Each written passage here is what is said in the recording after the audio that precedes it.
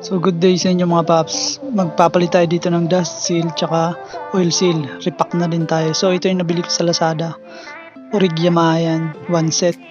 So ito yung ganito yung aabot ng shock niya nung hindi ko pa nire-repack. So ito yung stock front shock. Hindi pa ito nare-repack, na talaga, maalog na siya. So ito yung natin. Dito yung hanggang sagad ng ating shock. Sobrang tagtag na niyan. Hindi na maganda sa sa mga malubak na daan. Kaya ngayon lang nagka-time na ma-repack to. Sinamantalanin natin kasi bumili na tayo ng bago. So ito yung nabaklas ko na. Mas maigi na binaklas ko tong yung buong ka sa harap para mas mabelo. Lahat yan binaklas ko, pati yung So ito pala sa ilalim ng front shock, luwagan nyo lang ng konti habang nakakabit pa yung gulong. So ito, gamit tayo nito para maluwag yan, gamit tayo ng 14mm na socket wrench. So dito may thread pa yan sa ilalim. Tinanggal ko muna yung gulong para maalis muna natin. Tsaka mas maigi nating ikabit yung gulong mamaya. Tapos ilak natin manibela. Kasi may technique tayo dun sa pagtatanggal ng takip dun sa inner tube. So gamit lang tayo dito ng upuan para mailagay dun sa ilalim ng araro. So ito yung level ng front shock ko na tanggal ko na. So may nut pala ay may tornilyo pala dyan sa loob, yung allen. Size size 9. So gamit lang tayo dito ng improvise na natin kasi wala tayong pang yung nabibili sa online. So mahirap dito sa Yamaha kasi ito kailangan mong diinan tsaka matanggal mo yung pin. Hirap kapag natanggal mo na, kasi ako yung technique ko dito ikakabit ko ulit sa T-post para mas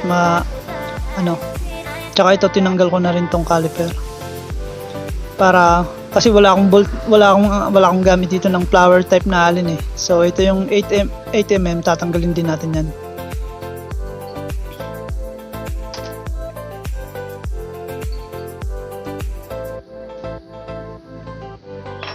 So ayan, ito na yung testing muna natin yung front shock natin dati. Sobrang na niya. Sobrang lambot na talaga niya eh. Kahit one hand kaya mo nang anuhin.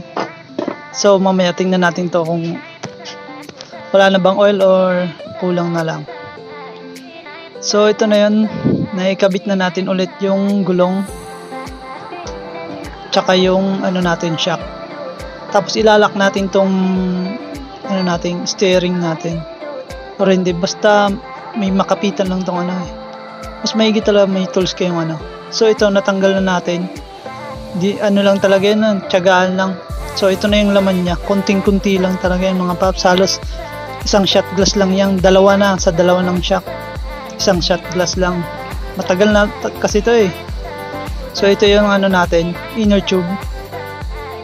Sobrang dumi niyan. So pagtatanggal pa lang niya na inner tube, make sure natanggalin yung takip sa taas, tapos matatanggalin yung springs. Just meron pa, gamit lang kayo ng tools na 9mm sa baba, 10mm sa baba na allen. Magkasabay yan, mas mas madali matatanggal. So ito na yung laman loob niya. Sobrang na talaga niya, dumi. Tsaka kunti lang oil. So kailangan lang natin dito ay linisan. Make sure natanggalin nyo rin tong oil seal sa pangalawang. May lock yan dyan sa loob. Pag natanggal nyo yung lock, gamit lang kayo ng pang sikwat, masisikwat nyo na yan. Alalay lang kayo, lagay lang kayo ng basahan para hindi magasgas yung shock nyo. So ito na yun, dito ako gumagawa sa bahay. So ito yung ginamit yung tools, 10 tsaka 9. Dun yung 10 yun sa taas, sa loob ng inner tube. Tapos sa pinakababa naman, yun yung 9. So ito na yun, na-washing ko na yung shock natin. So ito na, nalinis na natin. Okay na to. So ito pala yung oil na sinasabi ko sa inyo mga paps. Nilagay ko lang dito sa sa garapon. So ito lang yung laman niya, sa dalawa na yan. Kunting-kunti na lang talaga, tsaka napakadumi na. Matagal na talaga kasi since stock to 2015 hindi ito napapalitan, hindi ito nare-repack. Walang time eh.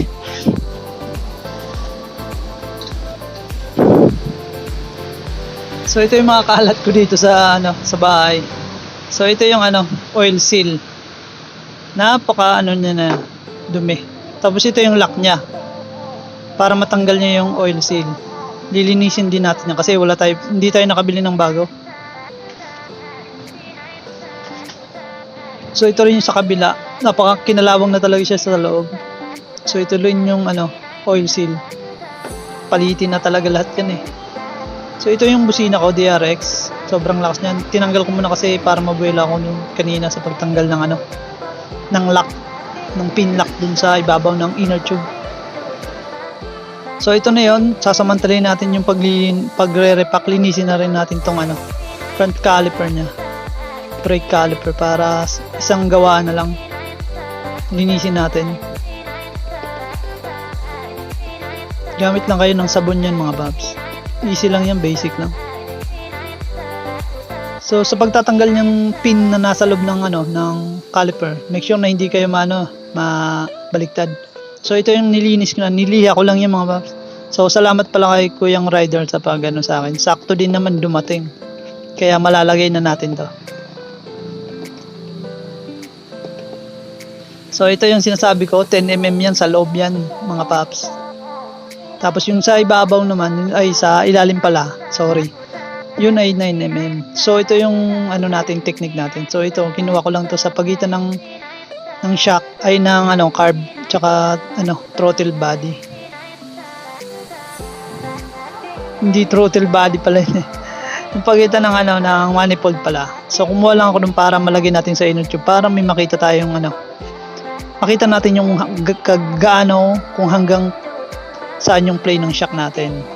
So nito nakabit ko na natin yung dust seal natin. Sa ilalim nalagay ko na rin yung oil seal. So maganda na, napalitan ko na. Ito yung luma. So gamit lang ako ng oil na 10W40. Ito yung sobra sa sa langis ko. Hindi to hindi to gamit mga paps ha. Bago to. Ito lang yung lalagay natin kasi wala akong mahanap na pork oil. Pwede naman yan kasi 10W naman talaga yung pork oil. So sa paglalagay ng oil, make sure na ibaba nyo lang yung inner tube. Tapos buhusan nyo ng oil. Tapos pag pumuntay na yung oil dun yun na yung sukat. Kung wala kayong pansukat talaga. So ito na yung na natin yung yung takip na lagay na natin. So testingin na natin yung bagong repack. So ayan, medyo matigas na, may play na siyang mabuti. Okay na to, goods na to. So ito, nakabit na natin mga babs. Basic lang naman, mahirap lang naman yung pagtanggal ng takip sa ilalim. So ito yung dust seal. Tsaka linagay ko na yun sa carb. Sa pagitan ng manifold tsaka carb. Okay naman to eh. Para malaman ko kung hanggang yung saan yung play. So ito, nilevel ko lang yun dyan. Dyan lang yung pinaka kung pwede ko pa yan ibaba. Kasi yung play, bago ng repack, hindi na tatama yan. Hindi na aabot yan sa T-post. So ito yung ginamit ko. Napakalinaw pang kulay red na 10W40 na elite. So ito, tetestingin na natin mga paps yung play niya. Para makita natin kung saan hanggang saan yung play. Gamit para malaman yun yung rubber. Tingnan nyo yung rubber. Hanggang dun lang talaga siya. Malalaman nyo na kaagad yung, mas maganda talaga to kasi malalaman nyo na kaagad yung kung hanggang saan yung play. Para may idea kayo kung ilo-lower nyo palalo yung sa unahan. So ako, hanggang dito na ako. Hanggang dito lang yung gusto ko. Okay na to. Lowered na to para sa akin. Yung sa harap. So maganda din naman yung play.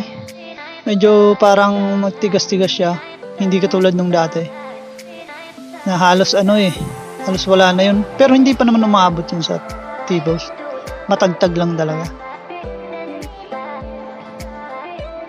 So ayan, hanggang dito na nga yung natin, yung play ng shock. 'Di ba? Malayo pa sa halos 1 inch pa yung pagitan sa T-post. Pwede pa talaga magbabayan. Itaas mo pa yung yung sa T-post para ma-lower talaga. So ayan, yan na yung level niya. Diyan lang yan kasi hindi ko na itatanggalin. Para may guide kung goods pa ba ang kung hanggang saan yung play. So ayan nga mga paps na natin. Maraming salamat sa panonood sa inyo mga paps. Sana may natutunan kayo sa simpleng DIY ko. Basic lang to. Maraming salamat. Subscribe na lang kayo.